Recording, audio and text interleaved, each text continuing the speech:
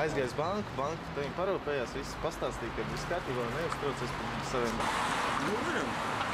Nu, pastāst, kas notika ar tavu maksājumu karti, kāpēc tev viņa tika bloķēta, kā tu rīkojies, kas notika?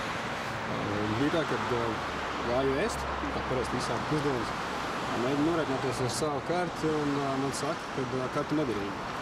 Pusstundas laikā atnāca īziņa no Swedbankas, kad karti ir nobloķēta.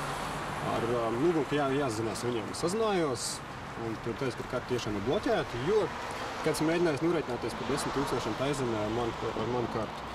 Kā rezultātā tika viss apsādināts, bloķēts un 3 dienu laikā man bez maksas uztaisīja atkal jaunu.